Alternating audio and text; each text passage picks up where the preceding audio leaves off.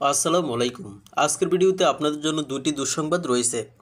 প্রথম দুঃসংবাদ, এসএসসি পরীক্ষায় কাউকে গ্রেস নাম্বার দেওয়া হয়নি, তাই এবার এইচএসসি পরীক্ষায়ও গ্রেস নাম্বার দেওয়া হবে না। এসএসসি পরীক্ষার মতো এইবার এইচএসসিতেও ফেলের রেকর্ড গড়বে।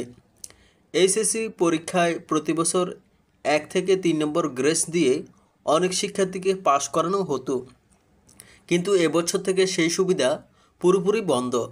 এ তথ্য নিশ্চিত করেছেন শিক্ষা উপদেষ্টা স্বয়ং। গ্রেস নাম্বার না থাকলে কী সমস্যা হবে? ধরো, সৃজনশীল অংশে এমসিকিউ 5 নম্বর 23, গত বছর কেউ যদি 21 বা 22 পেত, অনেক শিক্ষকই গ্রেস দিয়ে পাস করিয়ে দিত। এমনকি কেউ 39 পেলে সেটাকে 40 করে দিতেন, যাতে গ্রেড বাড়ে। এভাবে অনেকে এমএনএস থেকে এ বা এ থেকে এ প্লাস পেয়েছে, কিন্তু এখন থেকে আর এই সুবিধা নেই। মানে 1 নাম্বার কম থাকলেও ফেল ধরা হবে। এটা অনেকের জিপিএ আর ওভারঅল রেজাল্টের সরাসরি প্রভাব ফেলবে। দ্বিতীয় দুঃসংবাদ, বোর্ড চ্যালেঞ্জও সুবিধা নেই। বোর্ড চ্যালেঞ্জ করলেও এবার বাড়তি সুবিধা মিলবে না।